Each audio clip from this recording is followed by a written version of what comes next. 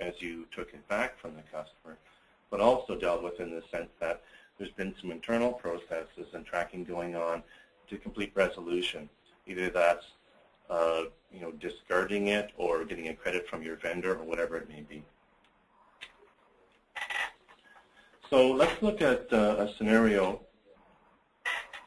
in which some of the items that you sell include a warranty provision which you want to pass on and make available to your customers. So what you need to know is which customers have these items and what are the provisions. And is that item under warranty now, or has that warranty expired? If the provision was for a year and you sold it a year and a half ago, then the warranty provision doesn't apply. So how do you track all that stuff? Let's have a peek at Business One. So the basis, the module that we're going to be talking about is somehow using this thing called a service call in a number of different ways. So this is just an open form that kind of shows you what it looks like if you haven't been in here before. And this is a service call that I was starting a little bit earlier on a specific item for Norm Thompson. But what's the basis by which we, first of all, track items? We know what the customer has, and we have a specific way of relating those two things together. So let's start at the beginning, which is item master data.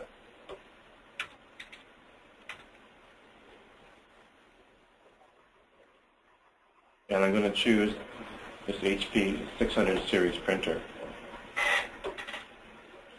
Now this inventory item, if we go to the inventory, or sorry, the general tab, we note that this item is marked as being managed by serial numbers and managed on every transaction, meaning every HP 600 series printer that we sell to a customer, we know what serial number it was. So this is pretty important to the whole idea of a service contract or a service call against a specific piece of equipment later on. So there's a very important element. We also know that optionally, for this piece of equipment or this item in particular, we can associate a warranty template. The warranty template is used to fill in the service agreement that can be created automatically, and I'll show you that momentarily. When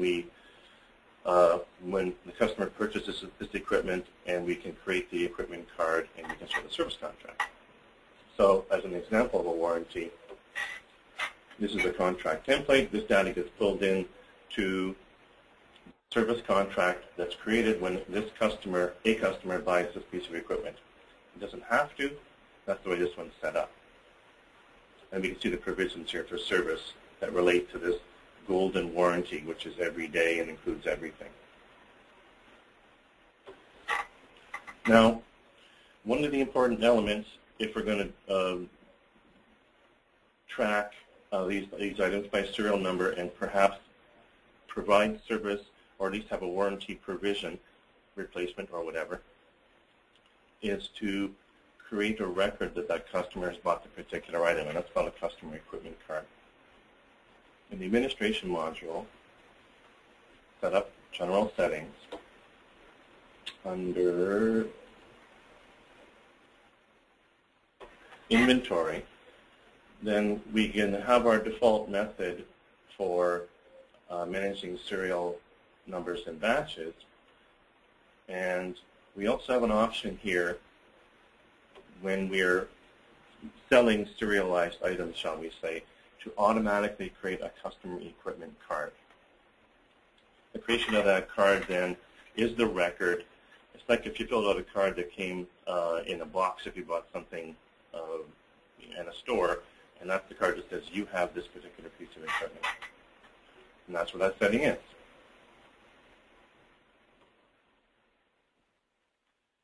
So, what I would like now is to show you what happens if we sell this item to a customer based on the way it's set up.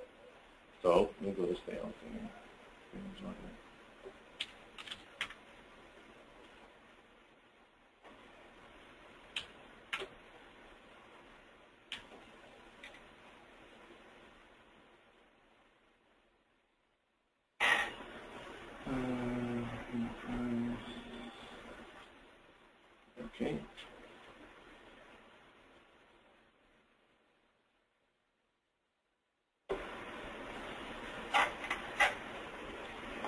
Okay, so we sell the item to the customer.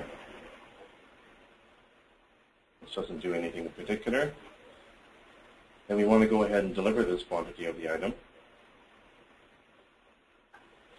And in so doing, because the item is set up as serialized, so we're going to specifically identify the item, not just that it's one of these printers, which one of this group of printers is it. So we can pick a specific serial number because we've created these in advance. These can be our own serial numbers, or they can be manufacturer serial numbers. And we're going to select serial number 285.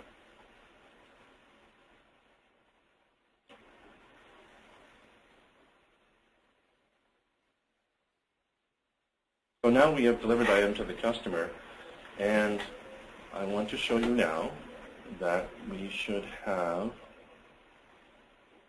created a customer equipment card. So this is the last customer equipment card that was created, and it was created automatically, and it's created on the basis of that serial number that we chose with this particular business partner for that item. So now we have a business card, which is a record in the system tying these things together. And we even know that it was this delivery that actually transferred that inventory from us to the customer. Hopefully that makes sense so far. In addition, at the same time, the system, the Business One, automatically created a service contract for that specific item. And it did so on the basis of knowing the customer equipment card and knowing the template to be used for that specific item. So in this case, we have a service contract for parameter technology, which allows us to open a service call and have the provisions recognized by the system. I should point out that a service contract can also be created manually, and it can be on the basis not just of a serialized item, but it can be for a customer or for a group. So you could say, I don't care to know specifically what printer the parameter technology bought here, which serial number. I'm going to take care of all printers they buy for a period of time. Now, of course, what that does is that has different start and end dates based on the purchases or deliveries. So it's hard to match them up. But in this case, with a service contract, the start and end date based on the template.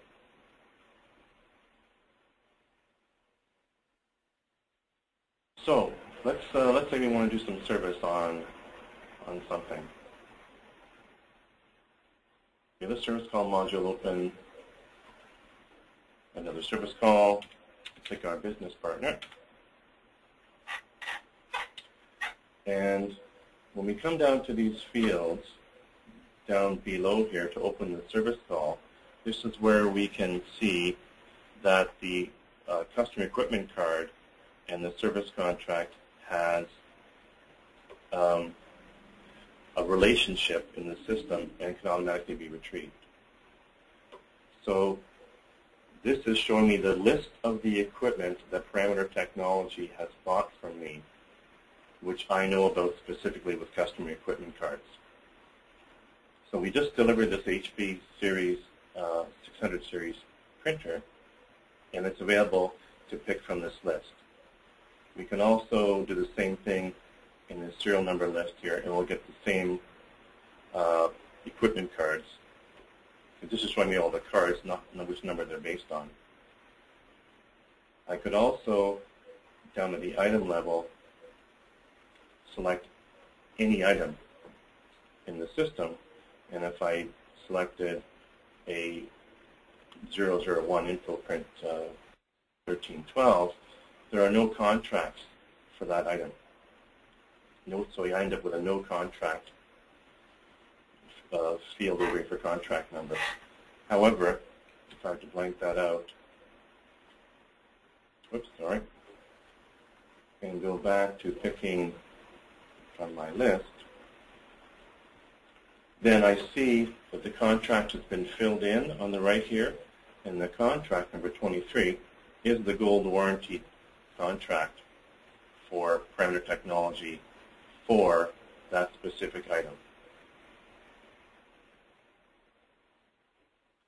So that's how we create the relationship, and that's how we can open a service call. So if we, and the warranty provision could be just honoring the manufacturer's warranty. So you can create that and create the terms. It's 1 year, whatever the terms happen to be. I wanted to show you the relationship here as the main point. Now this service call that I'm opening in particular might be that I have a faulty printer. Can't spell, but I can pick up these things. So faulty printer, and then we have the ability in here to define origins. We just happen to have put in email, phone, and web. Problem types can be defined, and we can add a number to these. In this case, it might be dead on arrival. I'll just copy that.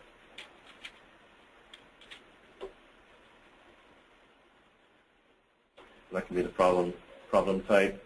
I can define call types as well, which we have none defined as. These are ways of classifying the information and finding service call data for reporting purposes. I can also assign this to a technician, and we would define the technicians. For them to appear on this list, they need to be defined in the employee master data table, and they need to have a role of technician to appear in that list.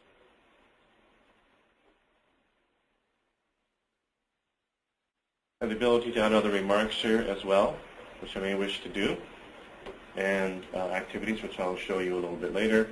And if you're into the full service methodology, you might have solutions that you define, and you can save or recommend them, et cetera, et cetera. We do end up with a history in the end as well of all the activity on this service call. There. So now that I've added the service call, we can say it was created, and it does tell me when the response is due by, and this is based on the warranty provisions. We said we respond in so many hours and resolved in so many hours. So it looks like it's a couple hours to respond and a day to resolve. So that's all there is to having a service call. Now we have an open service call that we can deal with, and then someday we can close that call when things are done. Okay, so far so good on service calls, I hope. So what I wanted to show you there, and just a reminder, is the whole idea of the traceability and the relationship between the elements that can make it easy to know what your customer has and to be able to create a service call. So that said, the main elements in this scenario have to do with master data, and that is managing by serial numbers. So I know specifically what equipment you have, what piece, although we saw that you can also do service contracts for items or for customers, regardless of the serial number. But this is the traceability aspect I wanted to show you. And we also saw that we can automatically create the customer equipment card by, in our general settings, inventory items, we automatically create a customer equipment card when we sell a serialized item. Okay, so that's that piece. Now, if we look at another scenario, so that's the one we just covered. So another scenario I wanted to show you, just to give you perhaps ideas, is that you might sell an item such as I'm going to use a furnace, or it could be some kind of serialized item. It could be a furnace because it needs annual maintenance, a fireplace, maybe some other kind of equipment installation, a security system, an RFID tagging system, something where you want to go back and perform service after the sale, and it might be for a number of visits, months or years or whatever. So in our scenario here, what we're going to do is set up a service contract template which defines the terms of the service agreement. We are going to track customer purchases of the item. We're going to create a service call to represent the maintenance contract. So the service call itself is, okay, I have to do something with this equipment, and then I'll show you how to use the service call to represent the ongoing maintenance. And we'll schedule those using activities in the service call. So let's hop back to Business One. So I said the first thing we wanted to do was set up a template for the service contract. So under Administration, set up service contract templates. So we're setting up a new template. So what does that template need to have? Well, let's call it, I'm going to deal with some furnaces here, so let's call it furnaces. Base it on serial numbers. We can choose some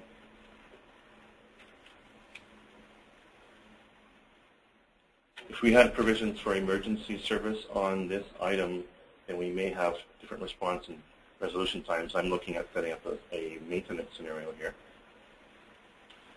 So let's say we want to set up a 3-year maintenance contract.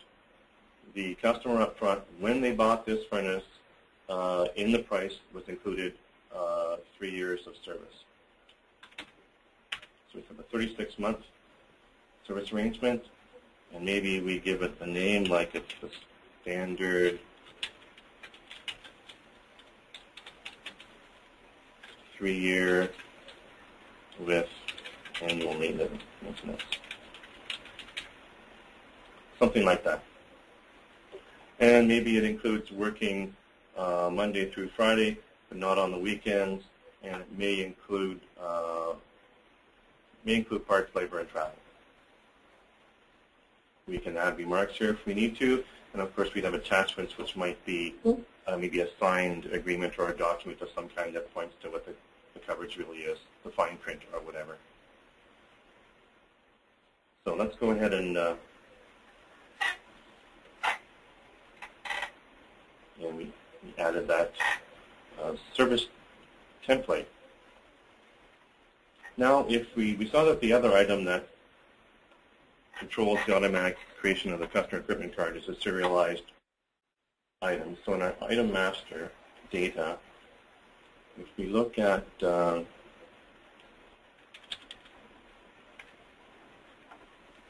created a couple of high-efficiency furnace items here that I put in the system. So we see in the general data that we have indicated here it's managed by serial numbers. We haven't specifically attached a warranty template to this or a template. We simply want to be able to automatically create the customer equipment card.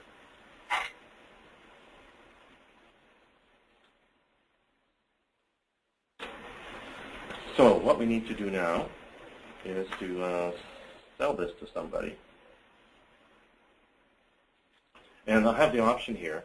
Let's say that I always sell this with a 3-year service contract. Then I can pick my furnace's warranty template here, and it'll automatically be chosen later. If I had an option of selling with a 2 years or with a 3 years, I may want to not automatically associate that. In this case, we can go ahead and do so, because we know we want to sell 3 years with it.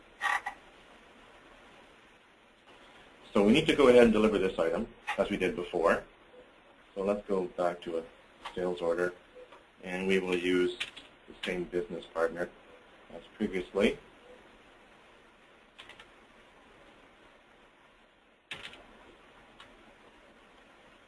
And we will pick the, one that I used, 60,000. So we're going to deliver one of these 60,000 BTU high-efficiency furnaces at X price. Deliver it today. Go ahead and add this.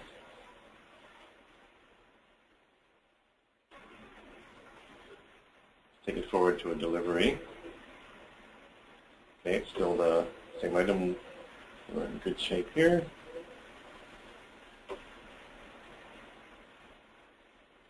So here we have a list of, once again, the serial numbers that relate to this particular line of furnaces. Now pick number 1.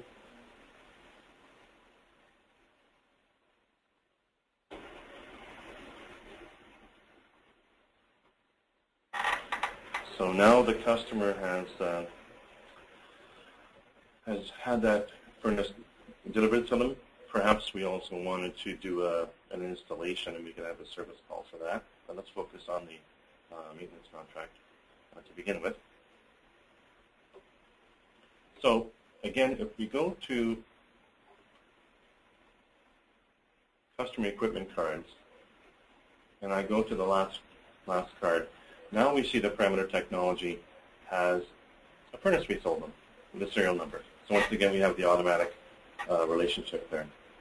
And under service contracts, we see that it's created a new service contract, and it is applied the furnace's template, because that's what we suggested in the item master data that we wanted to do with this item. So now we've got a customer that's got a furnace, and they have a warranty contract, which our system knows about. The system knows they have the furnace. Now, how do we go about scheduling that or dealing with the fact that now we have to remember to do service in the future? And we could set up like an invoicing template, way the heck out and invoice them, but then how do we know to do the work and not just invoice them for it? So one way of dealing with that, and there certainly is more than one way, would be to create a service call. And in the service call, we could select the serial number that we're dealing with. So we're going to deal with our furnace. And we're going to say this service call has to do with the, we'll call it this 3-year maintenance.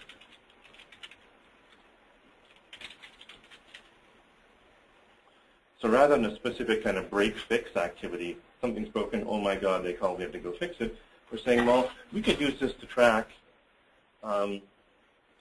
the activity against the contract. The contract is open, it's going to appear in reporting, it's not forgotten, and we can move forward, and I'll show you how to actually create the activities and get those 3 maintenance pieces done. So the origin here, well, maybe we need a new one, which is a contract.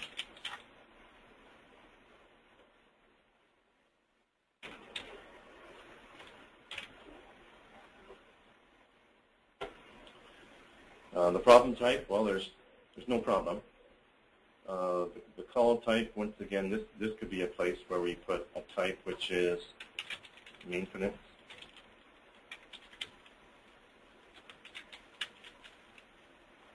We'll just have to see exactly where that parameter is used in reporting to decide what's the best place to put it. I think here is okay. And at this point, we may not know who we want to do this service because we've got to do it next year, the year after, and the year after that. But if we put it handled by, and handled by is me, in this case, the logged-in user, then I'll be able to look at the schedule and then assign things later to technicians. So off we go and we create this service call.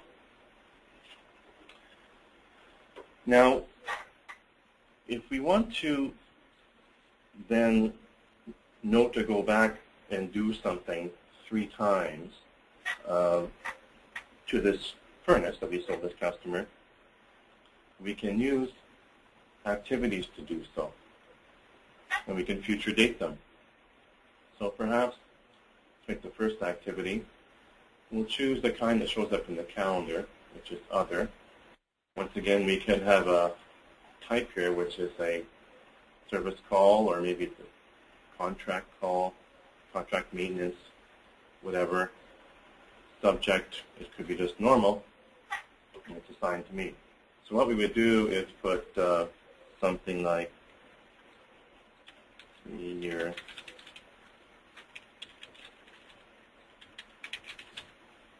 maintenance, something like that to indicate when we have to do it.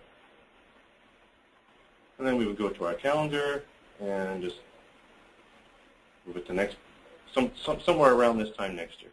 Doesn't need to be exact. And maybe it takes 2 hours. Oops. Something like that. So that's planned for next year. So we go ahead and add this. And then this appears as an activity here. We also can do the same thing again and do the year 2. And that's going to be out another year. Oops, I think I've got to go to 13. Friday.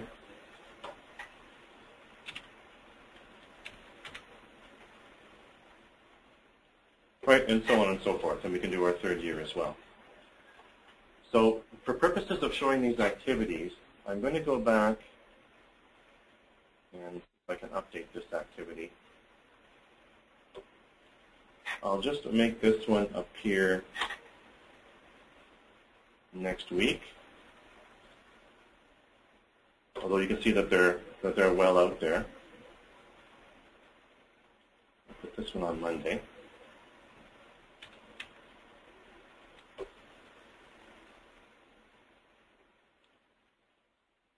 And I'm going to go back to this one, and I'm going to make it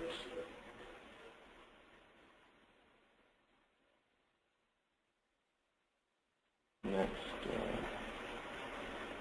Wednesday.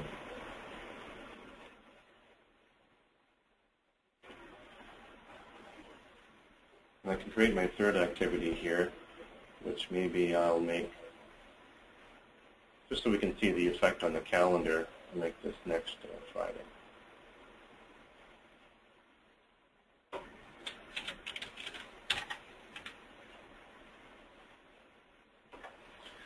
So now essentially I have 3 future dated appointments to do something. So what good does that do us? Well, it does mean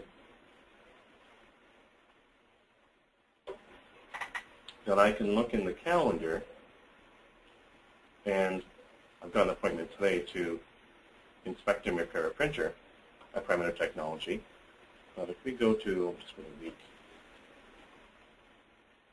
and we go ahead, then we see that, I must have got the year wrong on something, but we see that we have the year 1 of the 3-year maintenance contract scheduled for some time for Monday next week. I don't know if I messed up the other ones. Yes, I did,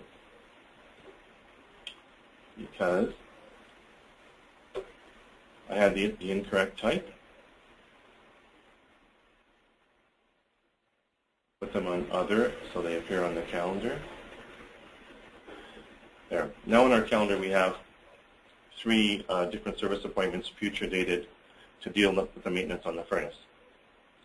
So pretend, as we did initially, that these are a year apart. Then what you can have is a scenario in the future where these are in my calendar as the person who has the activity assigned to them.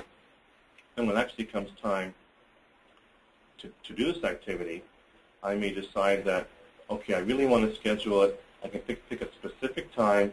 I know exactly when I want to do it, and I want to assign it to to Alex. So then I can have a group of technicians. I can say, well, here, Alex, you go service the furnace for Don, and then Jason, you go service the furnace for Richard. And I can actually schedule these guys by having these activities created in the service call to represent these future dated activities. Hope that makes sense. And then if I actually want to see what's going on with a given view, then I can use my group view, and I've got Alex's calendar shown up here, and I can make a determination in the in the calendar form settings what users I want to be in my group that I can show. So I think I picked Alex here too. I'm not sure what appointment I gave him exactly, but so for the day view, down at the day level, you can have this group view. So as work gets closer and closer, you can assign it. So hopefully that has given you some ideas on how you might go about setting up a service contract with regular future dated activities. I picked 2 days apart to represent 3 years. They could be different kind of intervals, and just each activity gets scheduled individually. Now I should point out that that's just one way of doing it. You can also do something like you can have the service contract expire each year, and if it did so, and that's I can have it expire and have a reminder to renew it, but then you wouldn't have the correct full contract duration in the system. You'd have a 1-year contract to be replaced by another 1-year contract. But you also could do it that way and just make it 3 years and then renew it each year. The other way you could do it too is to use 3 service calls on 1 contract, and then the calls would be open. The service calls themselves don't show up on your calendar, so you'd have to create, or you'd likely want to create an activity for each one of those service calls. So that way you could close the call completely after the first year and still have 2 more calls that have future dated activities. However, you can complete the activity, so that's not a real big problem. Service call, not service call, the activities. So it's quite possible when you go and do this activity and actually they perform the maintenance that they can close the activity, indicate that it's been completed. Okay, so hopefully that gives you some ideas on maintenance contracts, and if we have enough time, I'll show you another scenario at the end. What I wanted to do now is just give you a couple of thoughts on return authorizations. So if we pop back here, can I put a scenario here? Yeah. So in this scenario,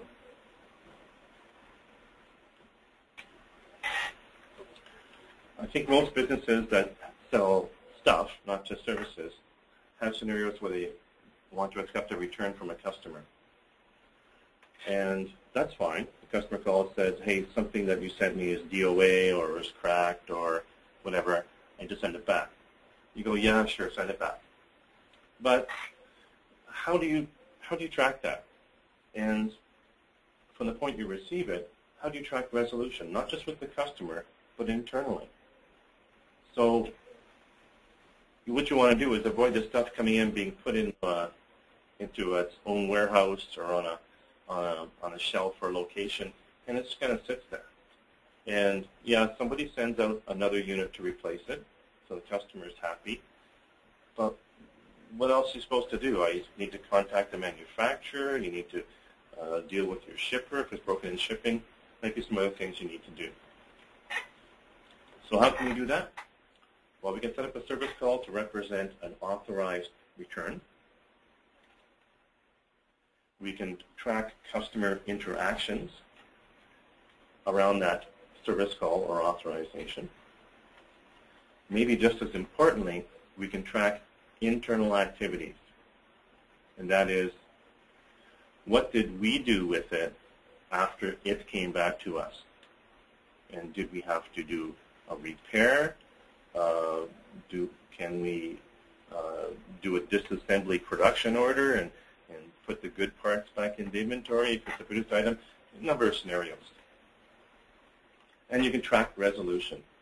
We actually did something, it's done, and not just sitting on the shelf. So, how do we do that? Well, I think the simplest scenario, and this might just give you some ideas, is simply to use the service call to represent the return. So it starts the process. You may have to send a replacement, etc., but the customer calls, once again, we use perimeter technology. And it may just be about, it's not a service contract, but we could record the item, and it might have been, oh, I don't know what we'll use here, but we'll pick a keyboard and it's missing some keys or something like that. It's not a service contract. You just got something coming back that you sent them. So the origin could be a telephone call or an email. The problem type, we can use one of these. We can define others. I'll just pick away. And the call type, we may wish to use a call type which is separate to represent these returns, so that we don't sort of mix them in with other kinds of service calls like maintenance contracts, or like immediate. If you're a service-based business, you're going to have responsive service on warranty things, whatever. So we could call this an authorized return.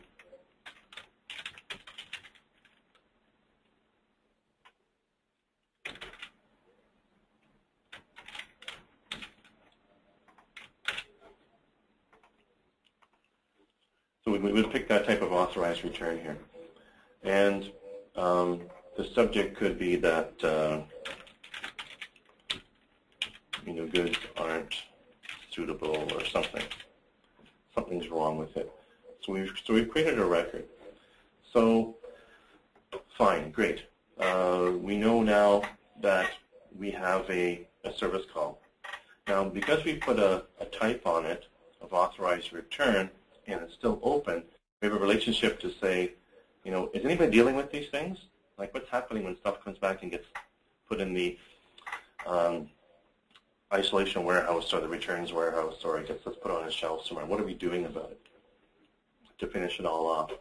So we have the ability, as we saw earlier, to put a number of remarks in here, and there could be a bunch of things, and they could be added to over time. So today, I might say, something like, customer not happy, send replacement, or just something to get started.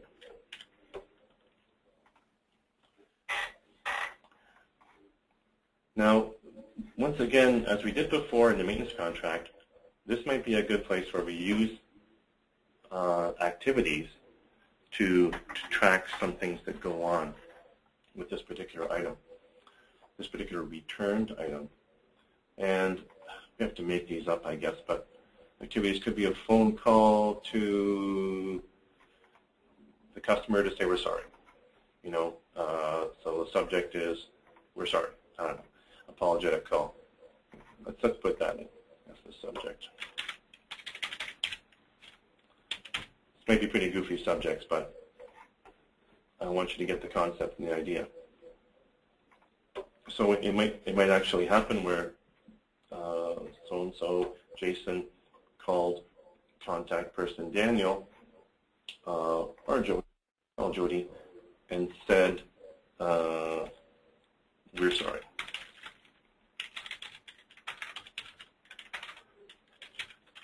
And you just recorded that happened. Now, where it might get a little bit more interesting is you may have some activity that occurs after that, which has more to do with your internal dealings. So you've satisfied the customer, you sent a replacement, but you may want to keep the service call open because you haven't completed what you need to do. So you may have an activity where you need to make a phone call to contact the shipper.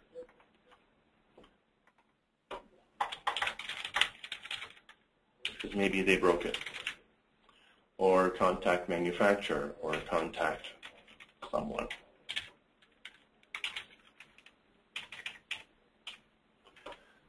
And maybe that is somebody's job to do that by Friday. We can go ahead and add this, and we can assign it to somebody. We say, well, I can't do all this myself. I need somebody else to make the call. So it can be assigned to someone else to do. And it'll be an activity on their calendar. It needs to get done. So it's on the calendar, and it's in the service call. So we have pretty good traceability. And et cetera, as you go through. Now, at some point in this whole deal, we can record in the activities what's been done, and maybe we got reassurances from the shipper or said, we'll take it back and we'll send you something. So an activity might be to check again that the shipper has credited our account or whatever it could be. Ultimately, you may have something that you're going to call resolution. So this function here is kind of interesting because as soon as you put something in here, it says it's resolved. So maybe you only use it to indicate that you're done and perhaps change the call status to closed, and this has been completely dealt with. So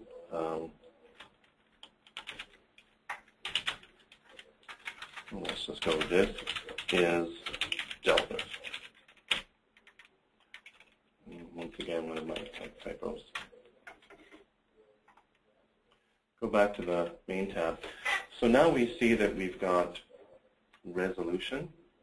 We responded and put something in resolution and it says this thing has been resolved. That gives us a good status flag. The call is still open, so someone can look at this and decide, yeah, I'm happy with the resolution, it's all dealt with, and I do want to go ahead and close it.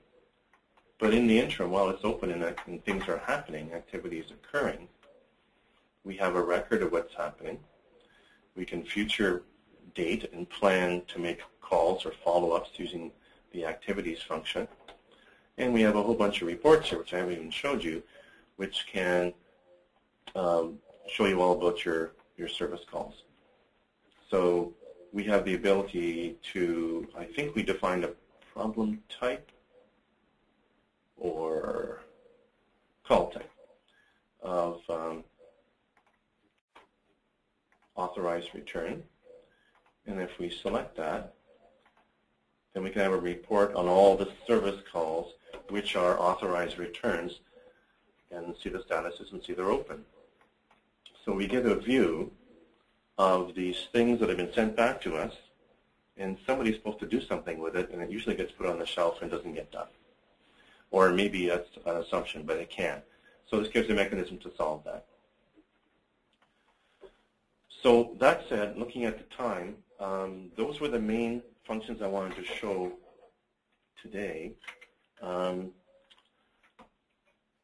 I think in the interest of time, we'll leave it at that. The other scenario that we could deal with is how to go about just selling a service contract itself. And perhaps very quickly, you could essentially sell a service contract even if it was not associated to an item as a non-stock item. So you have a non-stock item in your list, and you make a service contract for a customer. And perimeter technology.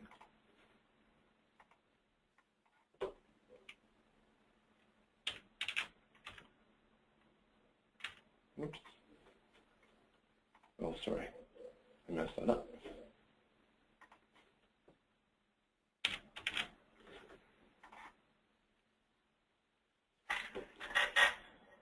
And I could associate an item which could be something like a 3-year maintenance contract.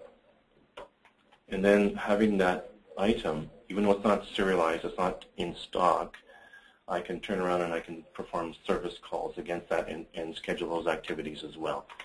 So you can do a similar kind of thing. You need to use a non-stock item, and your service contract would need to be of an item type as opposed to a serial number type. Okay, so that's what I wanted to show. Perhaps I shall pass it back to Dawn then, and we can entertain questions. Well, thank you very much, Richard. That was a very good overview of the using a service call. So yes, I'll put your phones unmuted, and we will open it up to questions.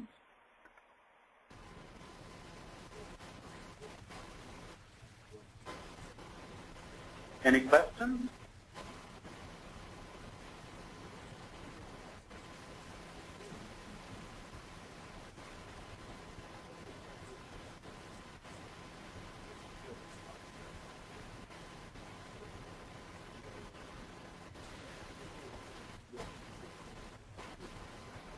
Questions, comments?